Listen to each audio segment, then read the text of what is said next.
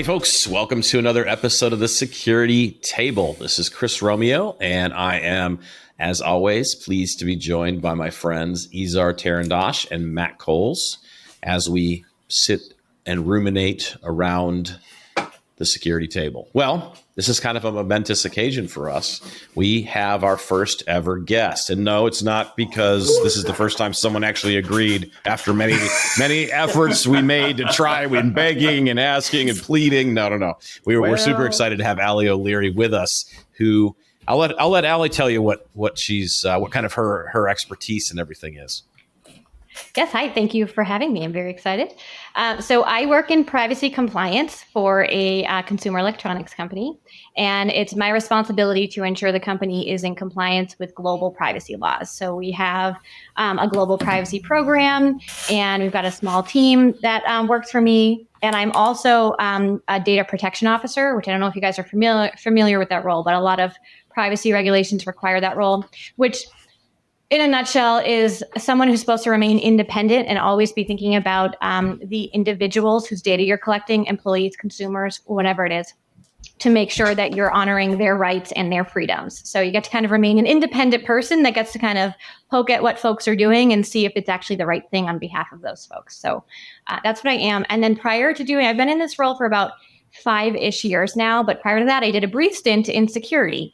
So I have not a vast knowledge of it, but privacy and security go hand in hand. So having that kind of little bit of background has definitely helped me in my current role today. So many questions. Yeah, me too. That's what I'm thinking. Is like so many things I want to ask. Where do we even begin? All right, so we want to focus our conversation in the world of privacy by design. So between Matt and Izar and myself, we spend a lot of time thinking about software, applications, hardware, developers, building stuff is something that we all spend a lot of time thinking about. And so when we think about privacy by design, I feel like this is something I don't know enough about. I'm just going to put that on the public record here. And so maybe you could start out, Allie, just by laying a foundation for us about what is privacy by design, why do we care about it, and kind of let's see where we go from there. Sure. So it's based on the same principle as secure security by design, which is privacy of the individual is not an afterthought. So you're always considering it and developing requirements throughout the entire development lifecycle. It's not something all the requirements you're thinking of at the beginning of the project, and then maybe at the end you come back and make sure they're right. No, you should be having that conversation throughout the whole time. And so some things that you have to think about are the legal and ethical considerations when it comes to collecting personal information. So, most privacy regulations have the same set of standard privacy principles, which are notice and consent, making sure people are aware of the data you're collecting and that you get consent to that collection if needed. When you collect that data, you need to have a specific purpose and use for collecting that. You just can't collect all of this data and then decide, oh, we needed these elements now, but later we want to collect these other data elements because we might use them a year from now. So I have a lot of conversations with IT teams too, to kind of vet the different data elements they're going to be collecting. So that gets at the data minimization principle of most privacy regulations. Also, the entire data lifecycle management. Most people like to collect data, but they don't like to think about once they're storing it, one, how they secure it, but two, how long are they going to keep it? When are they going to delete it? Data gets stale all the time. We should be thinking about that. The rights of individuals. So individuals have the right, in some cases, to get a copy of the data a company holds on them, to delete that data or even update that data. And you have to build in processes for those. And a lot of the time you have to build that as you're building the system. And then another thing that is always a consideration, there's a number of things, but the big one too that's helpful at the beginning of a project versus the end is something called a cross-border data transfer. So if you're collecting data from an individual residing in one country and your IT system happens to be in another country and you're going to store it there are actually some requirements when it comes to where you store that data. And so, of course, you'd like to have those conversations up front or along the way, because there are times where the IT teams have decided we're going to store this data in the US. And then at the end of a project, right before they go live, I don't want to come in telling them, sorry, no, and now you have to do a bunch of rework. So it's all about ensuring the privacy of the individual, and it's always the forefront of the actual person you're collecting the data on, but also making sure the company is in compliance and there's no rework that these poor IT or software teams have to deal with. Yeah, and that's something we're always happy to hear on the software side, is being able to minimize the rework. I could say, from my privacy, call it a privacy journey, I encountered privacy in the kind of with GDPR. So building a product, having a startup that was building a product, bumping up against GDPR and the what was the thing that they called that was the thing we could sign up for? Privacy Shield, the thing here in the US that was supposed to cover us. So that was really my exposure to privacy. I'm curious from Izar and Matt's perspective, like now that we've got this kind of foundation of privacy by design and the things that privacy are doing, what's been your experience, Matt and Izar? Have you worked with privacy teams before, kind of in trying to solve the problems that Ali's talking about here? Matt, you go first because I'm going to take this somewhere completely different. Yes.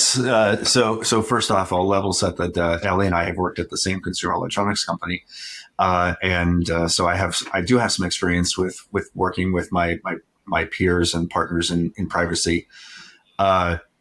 It is definitely a different mindset, and definitely interesting tug of war, I guess, between who owns what and who does what. But in the end, obviously, security has to be able to support privacy, because you can't have privacy without security. Although I imagine the reverse is not true. And actually, I wanted to get your opinion on that.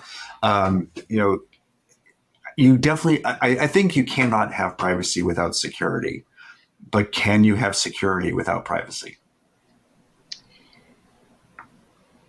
When the data is not personal information, sure. I don't necessarily care about highly confidential IP data that a company may have, and you need to secure that.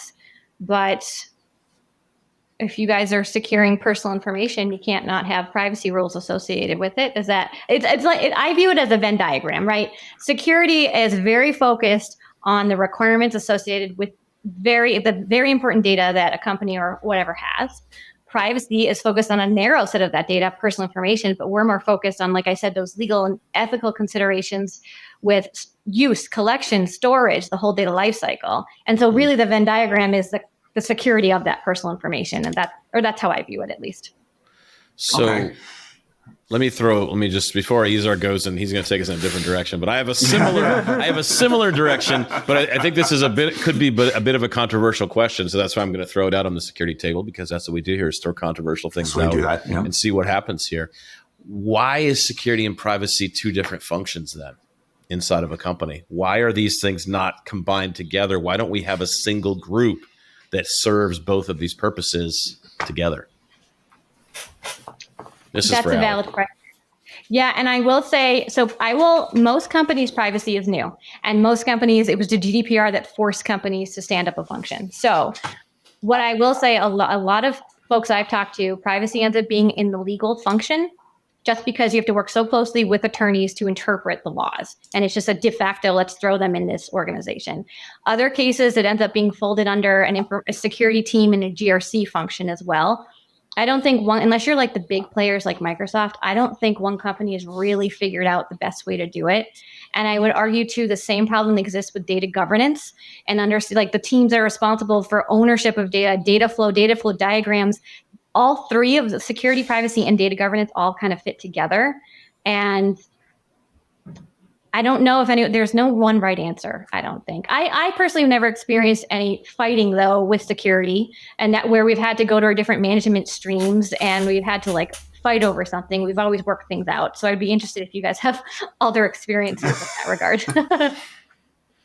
I can't say I've knowledge of any fights between them, but it's always been for me kind of just one of those things I'd look at and go, why are these things? Because the people you're trying to influence, at least from a privacy by design perspective, are the same engineering teams. One of the things, and I'll reference my time at, I'll just say where I worked because everybody knows, Cisco. So I worked at Cisco, and one of the pushbacks we would get in regards to security even was product teams would say, yeah, you're coming at us from 27 different directions.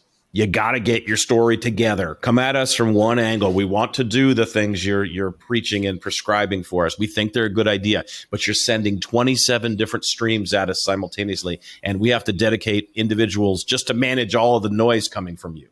And so when I think about security and privacy being one stream that could go to the engineering team potentially to save additional overhead, but it seems like from your perspective, they're coming from you're sitting under the legal function, or used to privacy teams sitting under legal, and security teams. I don't think I've ever reported to legal. I've never seen a company where security reported to legal.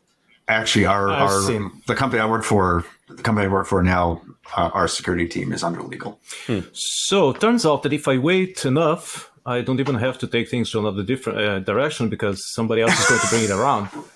So, is that where you're the bombshell you were waiting for? No. You guys sprinkled the grenades when I was playing with the nuclear bomb. But the thing is, the other day, I was working at this place, and of course, one of my tasks was to train people, raise awareness, and all that good stuff.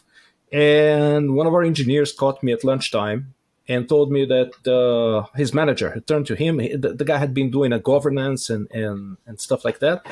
And he said that his boss turned to him one day and said, Mazel Tov, now you are a privacy engineer. And he looked at me with puppy eyes and said, could you please tell me what the hell is privacy? And it seems to me like we are just assuming, since we started talking, that everybody knows what privacy is. Can you please give me a definition of what privacy is? Yes. I would say in layman's terms, it's the creepiness factor of whether or not you want to collect all this data on individuals and what you want to do with it. That's like the simple, if I had to tell my sister that's how I would explain it. But it really comes down to our legal obligations and then your ethical considerations for when you want to collect data and what you want to do with it. And that's why it's all about the data lifecycle management. And I know you guys are talking about, Chris, you were just talking about, seems like everyone's going to the same teams with the same requirements. That is true. So I have a couple of comments about that. There are different, obviously, gates and checkpoints in the software development lifecycle that I think it makes sense that you have both a security and a privacy person in those meetings as part of those same conversations. That makes complete sense. And then, but I also think, I'm not sure you guys, security necessarily works with at the business function, like business process, for example, sales initiatives, marketing initiatives, those are all collecting data, but it's not necessarily a new system that we have to make sure have security requirements implemented in them. So I actually have to talk with those people, understand their business processes and talk to them, well, how are you planning to use this data? And then also, once we have the data and it's secure, how is this other group going to use the data? Have we disclosed that use to our customers? Do people know we're going to use, can we even use the data in that way? So it's a matter of really, I'm more concerned about use of data and the spreading of data and who has access to it for that purpose. So would you say that security is focusing on primarily technology stacks and some process? There you go. Whereas privacy is focusing on people and functions and processes. Yes, I think that's accurate. It's always it's funny to think about this so when we're attached to the engineering team, sales calls us and we're like, my phone is apparently not working. My Slack or Teams. I'm going into a tunnel. Yeah, I'm going into a tunnel. And that's kind of our general approach is, and it's always funny because there's every place I've been, there's always been this weird kind of relationship between engineering and sales.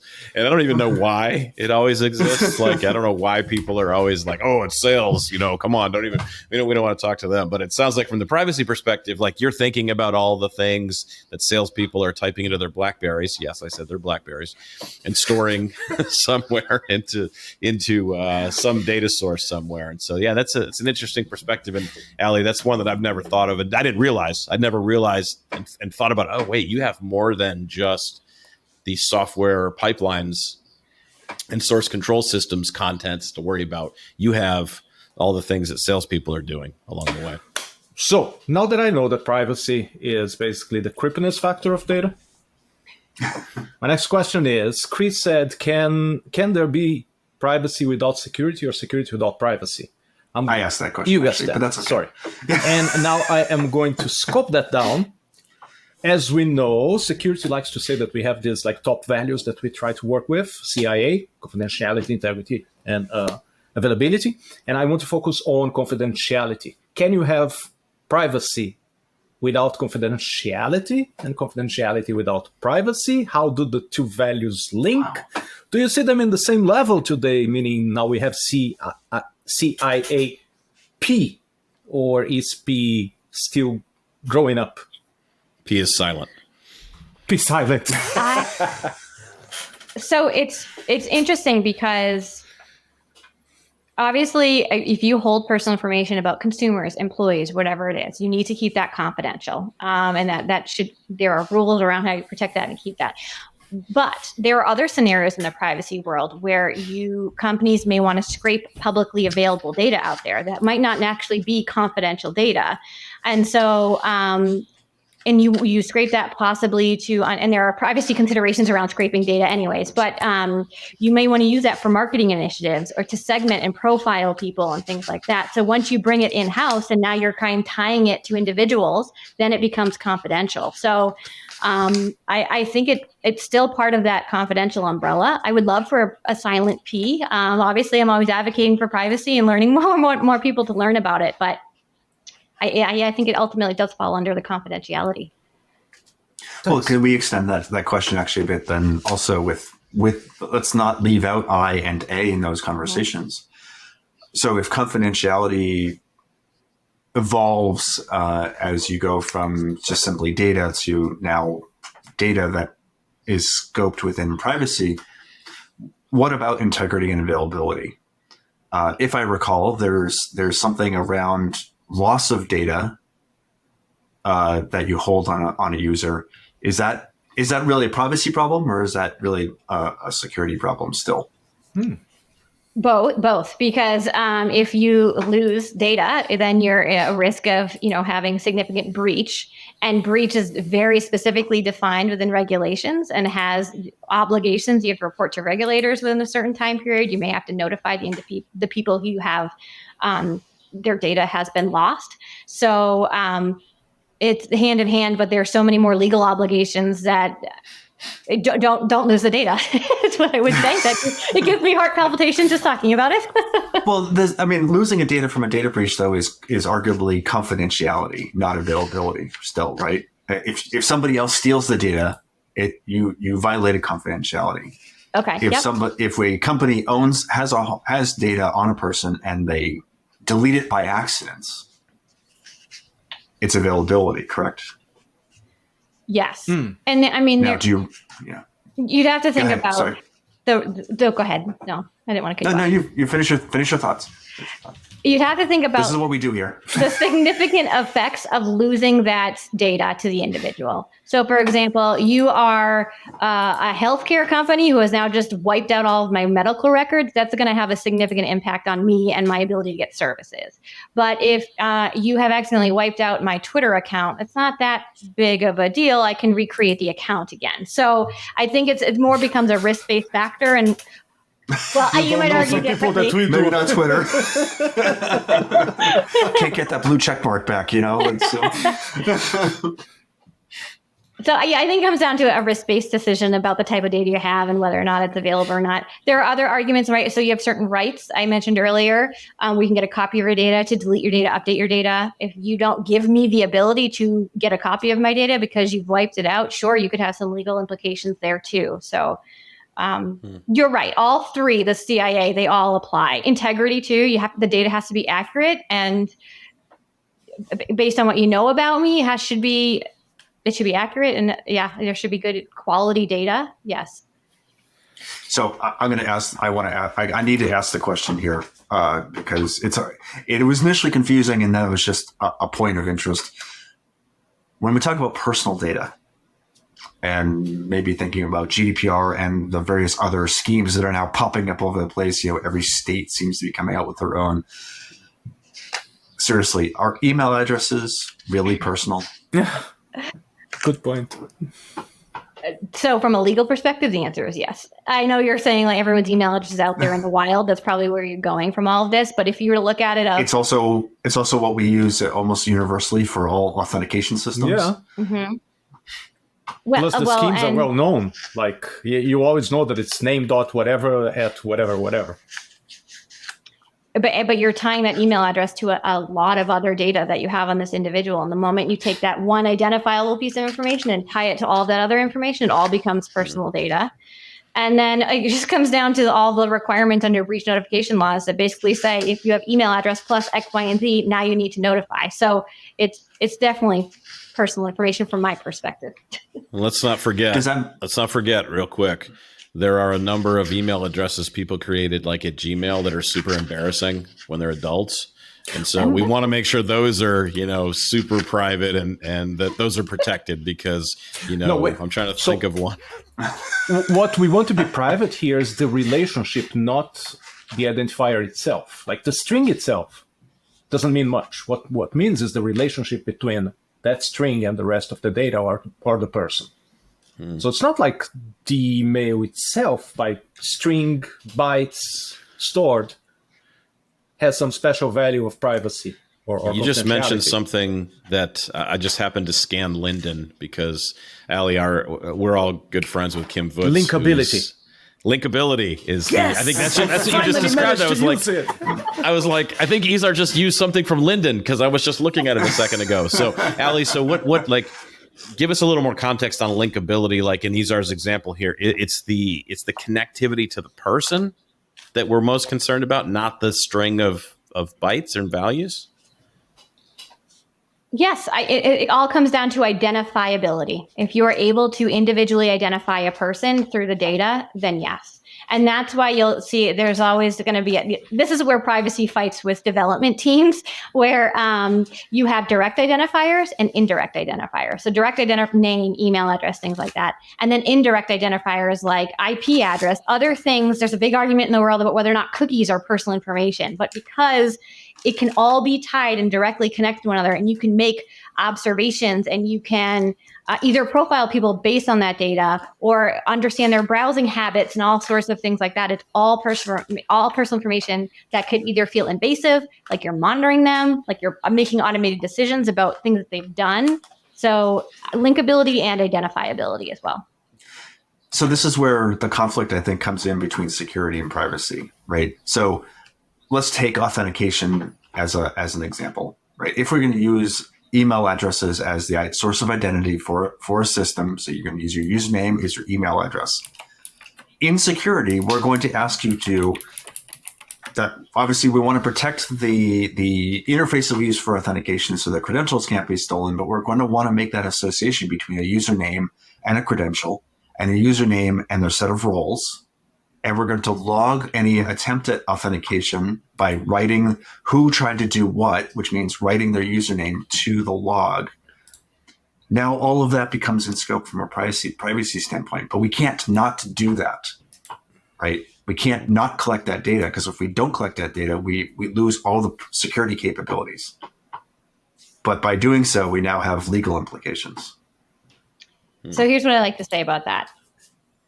It's not that you can't collect data or do anything with that data. It's just a matter of making sure we have the appropriate controls and other things in place. So, for example, most privacy laws, all privacy laws say you have to collect data and have a use for that data of why you've collected that. And in order to retain that data, you also have to have it. And for example, security purposes is one of those legitimate reasons why you can retain data and things like that. So security plays a big point in all of this and how you can collect and use data. Or justify the argument, at least. I have another bombshell question just to throw out on the table here. Try to mix it up even some more. Should we institute a GDPR-like piece of legislation here in the United States? Ooh. Wow. Boom. Do you want me to answer that first? Please do, because I actually do. I do have strong opinions about this as well. But I want to understand your perspective first. So, as the average consumer, hell yes is what am I allowed to swear? Yes. I absolutely. I wish I lived in Europe right now. As a privacy professional, I will also say hell yes, because as someone who needs to interpret all these, now we're up to I think 10 or 11 different state laws. They're all different, and they all have different varying degrees of strictness too. And so it's almost like, oh man, I wish I lived in California now, not Florida, for example. And so as a privacy professional, it's very hard, not hard. It makes it more complex to digest all the requirements and make sure your program, because most companies operate globally or across the United States, is in compliance because there's just too many different states. So it would be great if we had one GDPR-S that kind of consolidated all of it. And if I had to request it right now, California has the most strict privacy laws, so it should be based off of California's, in my opinion. Do you have a good example of any conflicting privacy laws? Not conflicting, just weak. Like, oh, like why even put that into effect? Like it's not even doing any good in my mind.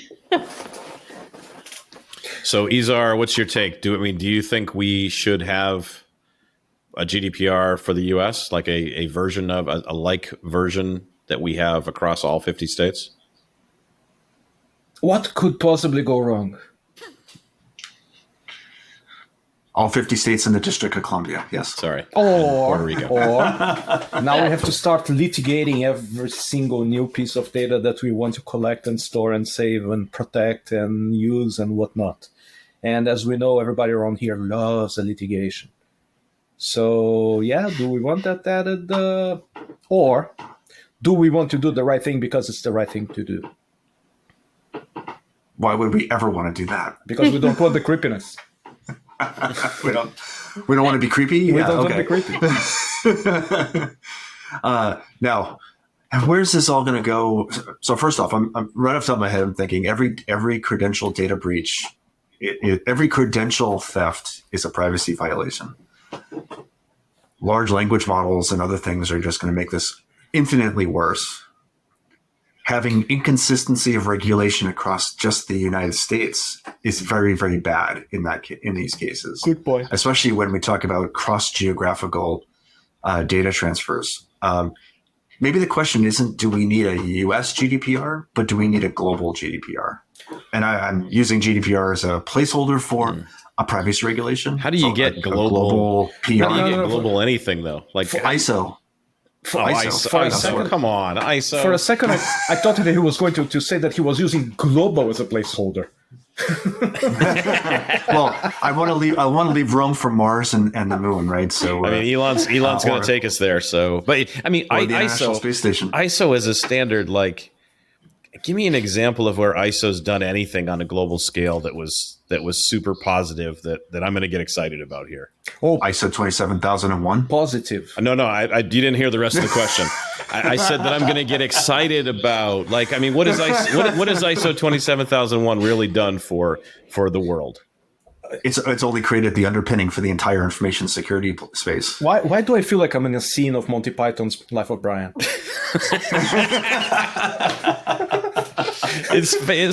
Hold on. What has ISO ever done for us?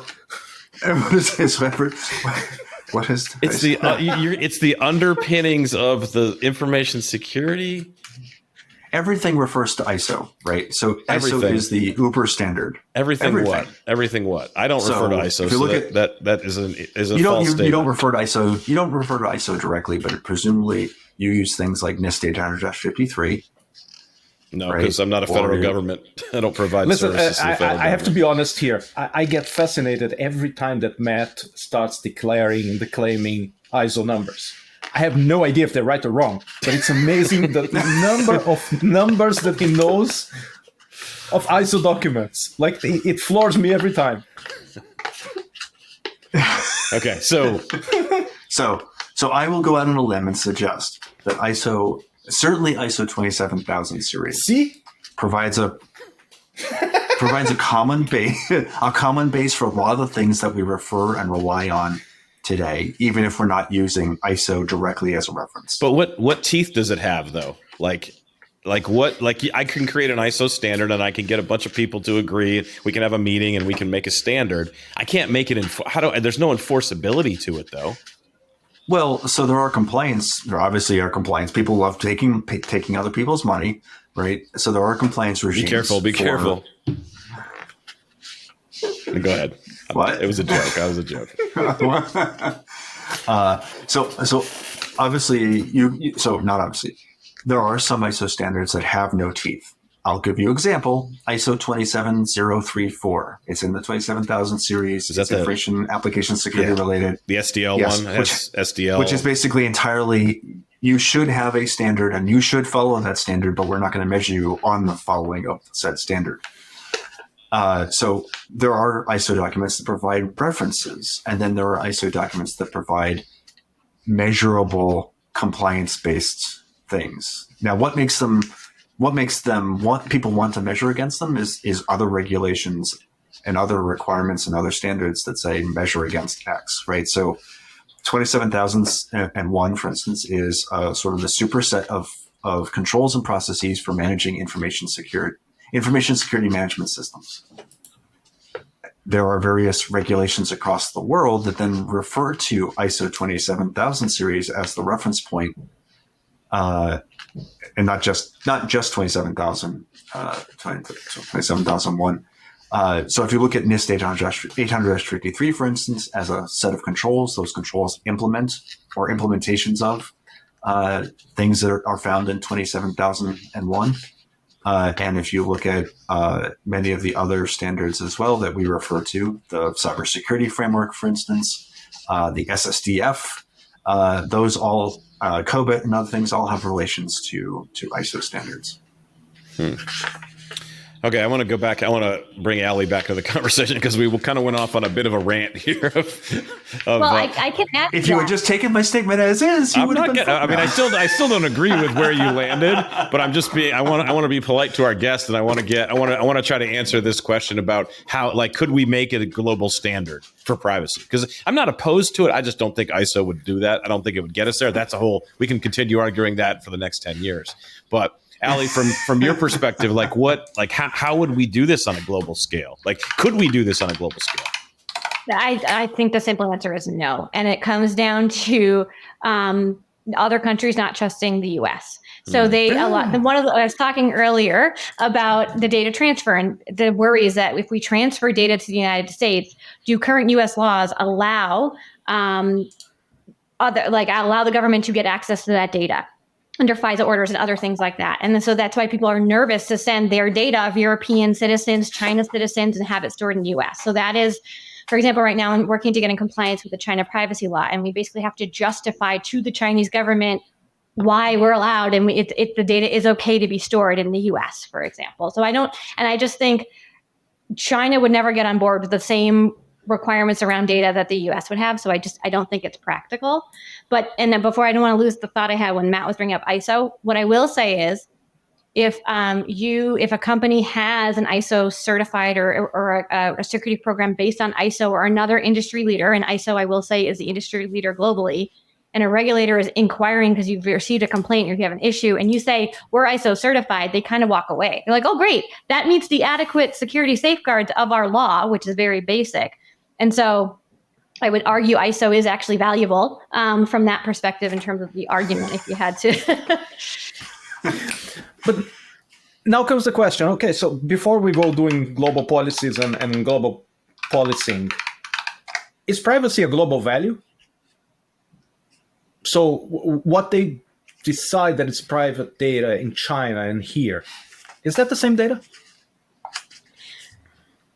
Generally speaking, actually, yes. If you were to actually look at the definition of personal data across our global regulations, they're nuanced a little bit here or there, but yeah, I would say yes. But I think it's the perception of the individuals in those countries. So for example, in China, I think you would argue the average person they don't anticipate having any privacy because of the government they have.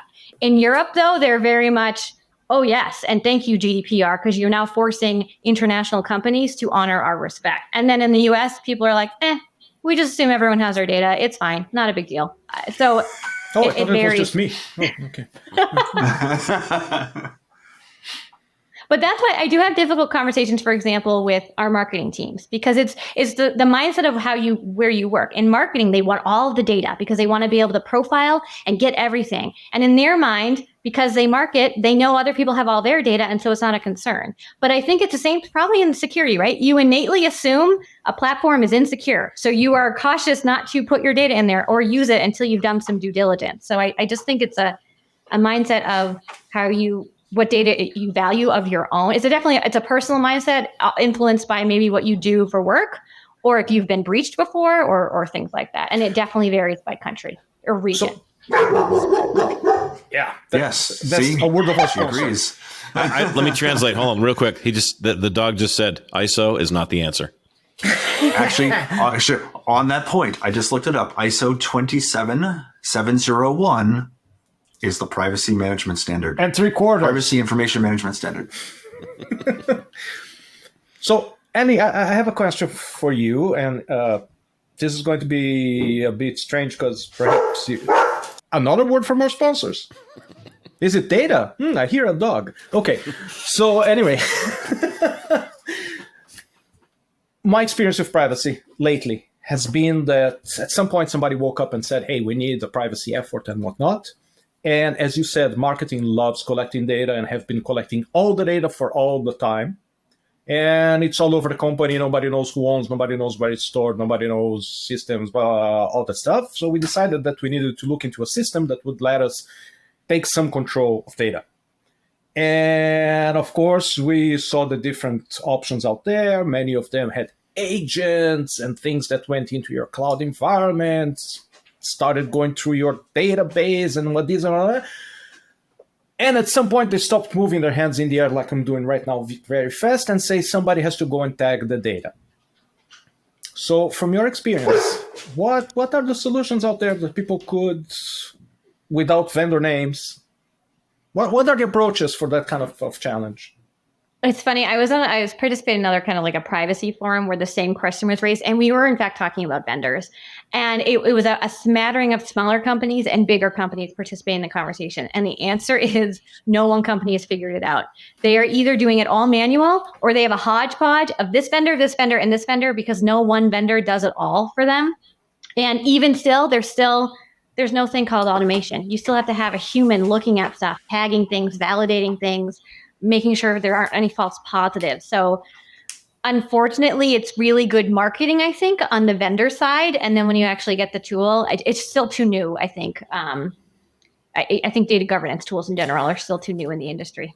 Is it too new, or is it inherently too subjective for us to be able to put rules into place? That's fair. Especially when it comes to tagging personal information, like I said, it's the indirect identifiers that get people hung up. Those are hard to identify, especially if they're not connected to other data. You could have data that's pseudonymized versus anonymized versus not, and so it's more of a generic tag of, did this table maybe contain personal information? Let's do that. Because here's the reality: we'd love to have all of those data flows. If you have an incident happen, yes, it'd be great to reference those data flows, but I'm going to be calling people directly to tell me exactly, because I'm never going to trust those data flows or those diagrams or those systems, because things change so often. That data changes so often. I feel like data feeds are not reliable.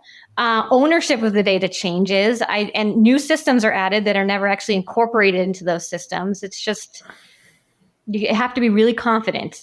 And I'm not sure. I haven't met a company that's been really confident in their processes to date. What could be done to raise your confidence? A big data governance team, proper ownership of data on the business side, and proper roles and responsibilities of what it means to own data, be a steward of data, I would say. And regular reviews, I think, of all of the data flows. Like, you can do audits and things like that, but you have to stay on top of it. Okay, so you just made my budget for privacy and security 4 times as big as it was before. Here at the security table, we are very big on things being reasonable. What's a measure of privacy for a company to decide what's reasonable for them to stand by their privacy goals? In other words, do everybody have to have the same goals? Or if I'm a very small company, startup, mom and pop shop, do I have to have the same thing as the big corporations? So there's a lot of factors that play into that. One would be, I would say, volume of data. I would also say the jurisdictions in which you have, do you just have U.S. consumers? Are you small enough that you only work in Massachusetts, for example? Do you have global data? Those would be factors. And then the type of data, right? You could have, there's personal information and then there's sensitive personal information, right? So your name, email address, just standard personal information. But then there is sensitive data like biometric genetic data,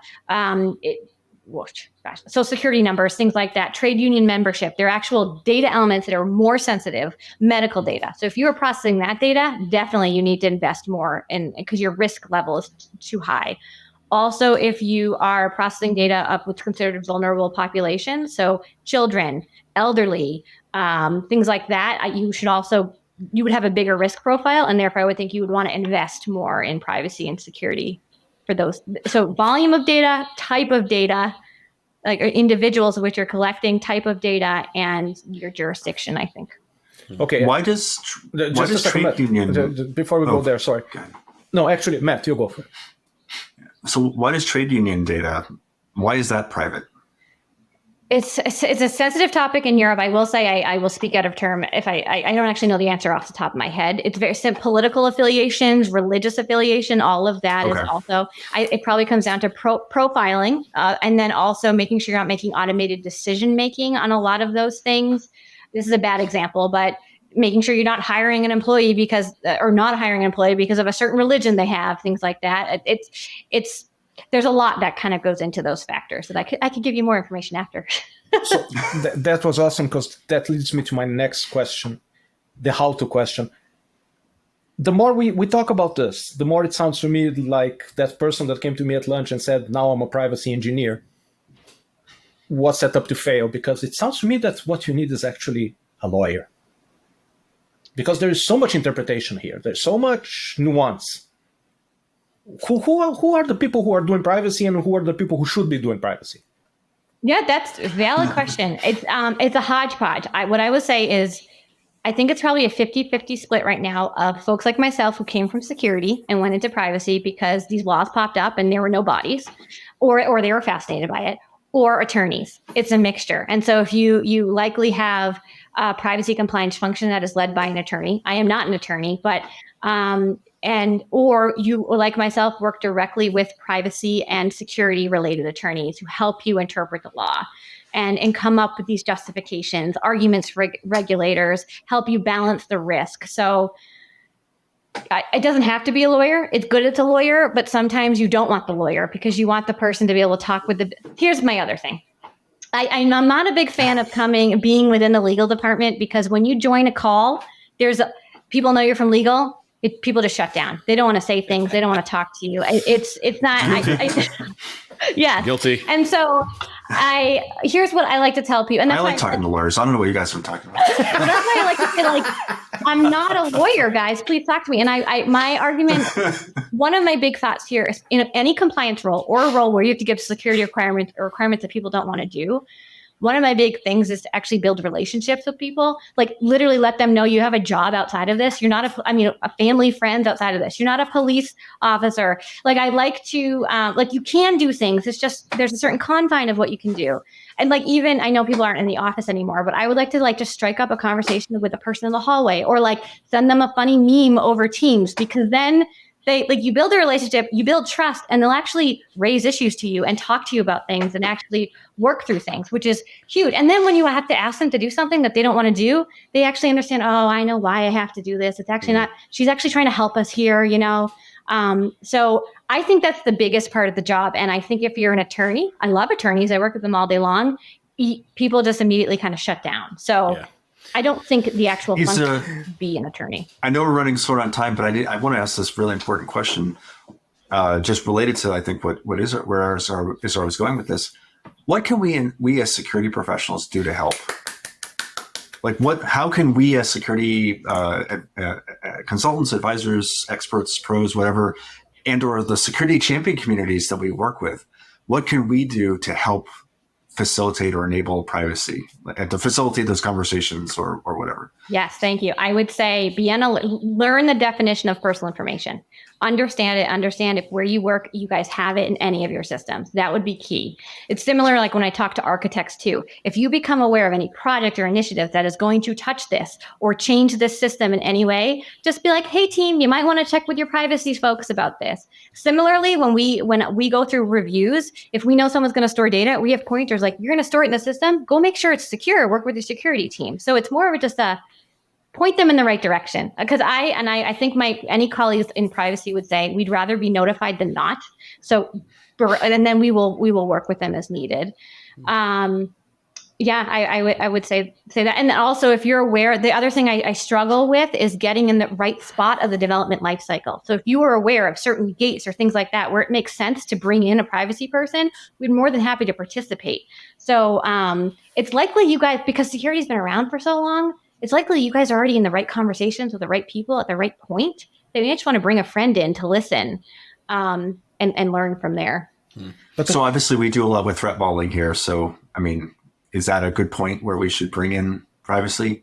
If, we find a data flow that has personal information on it, is that absolutely yes? If anything more to like, did you guys even know this exists? Because I can't tell you how many times I've learned about a business function doing something that we didn't know about. So, and like I said, we were talking earlier about data flows and everything being manual, and there's no one system. So, any triggers of a pocket where we might be doing something with data, definitely let them know and make sure it's on their radar.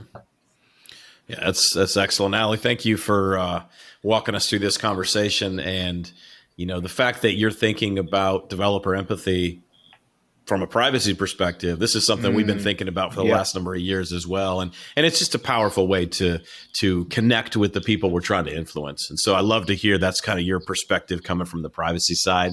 And so, thanks for being our first ever guest around the security table. And just a quick message for those out there that might be ISO fans and might want to send me some select comments. You can send that to iso-trolls@securitytable.com. Wait. There's a standard for that. It's ISO.666. You have to look in ISO standard 17472747238-47. 666 and 3/4. Which will tell you how. I'm totally kidding. We don't send an email there because it won't actually go anywhere. So, but yeah, I mean, this is all in fun. Like around the security table, we do argue about stuff. That's for fun. It's to help us explore the ideas. And so, Allie, thanks for being with us as our first ever guest. And folks, we look forward to seeing you again soon around the security table.